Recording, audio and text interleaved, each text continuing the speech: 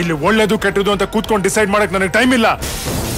ಮಸ್ತಾನೆ ಯಾರು ಗೊತ್ತೇನೋ, ಬೆಂಗಳೂರಿಗೆ ದೊಡ್ಡ ದಾದ, ಅಂಡರ್ ವರ್ಲ್ಡ್ ಡಾನು. ಇಮ್ಮಿಡಿಯೇಟ್ ಆಗಿ ಊರ್ಗ್ ಹೊರಟ್ಬಿಡು. ನಾನು ನಿನಗ್ ಫೋನ್ ಮಾಡಿದ್ದೀನಿ. ಸಾಧನ ತಾನೆ, ಶಾಂತಿ ನಿವಾಸದ ಹಿರಿ ಸೊಸೆ ತಾನೆ? ಹೌದತ್ತೆ, ನಾನು ಸಾಧನನೇ. ನಾನು ಅದನ್ನೇ ಹೇಳಿದ್ದು. ಮತ್ತೆ ನಿನ್ನನ್ನೇ ಕರಿತಾ ಇರೋದು. ಬೇಗ ಹೊರಟು ಬಾ ಅಂದೆ. ಏನಾದ್ರೂ ಸಮಸ್ಯೆನಾ ಅತ್ತೆ? ಸಮಸ್ಯೆನಾ? ಭೂಕಂಪನೇ ಆಗೋಗಿದೆ ಇಲ್ಲಿ. ಬೇಗ ಬಾ ಅಂದೆ ಅಷ್ಟೇ. ಬರ್ತೀನಿ ಅತ್ತೆ.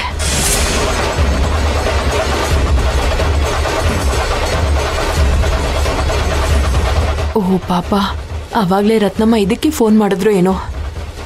ಈಗ್ಲೇ ಒಂದ್ ಫೋನ್ ಮಾಡಿ ಕೇಳೋಣ.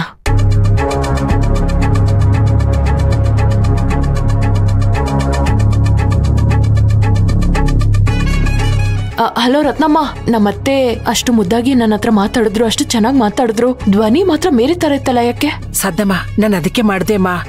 ಎಷ್ಟೊತ್ತು ಫೋನ್ ಮಾಡಿದ್ರು ಎತ್ತಲೇ ಇಲ್ಲ ನೀವು. ಅಲ್ಲ ಇರ್ಲಿ ಬಿಡಿ ರತ್ನಮ್ಮ, ನನ್ನ ನಿಮ್ಮ ಮಧ್ಯೆ ಏನಿದೆ? ಕೋಪ ಬಿಟ್ಟು ಮನೇಲಿ ಏನ್ ಸಮಸ್ಯೆ ಅಂತ ಹೇಳಿ.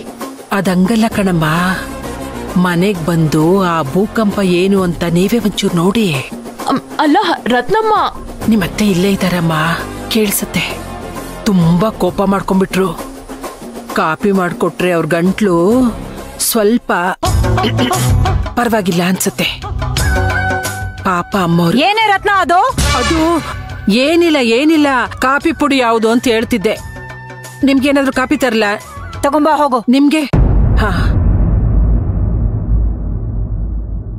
ನೀನ್ ಯಾಕೆ ನಿಂತ್ಕೊಂಡಿದ್ಯಾ? ಕೂತ್ಕೋ.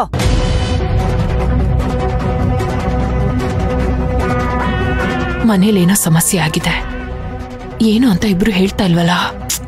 ಅರ್ಚನಾ ಬೇರೆ ಆಫೀಸಲ್ಲಿಲ್ಲ. ಈಗೇನ್ ಮಾಡೋದು? ಸ್ಟಾಫ್ ಕೇಳಿ ಹೊರಟ್ಬಿಡೋಣ.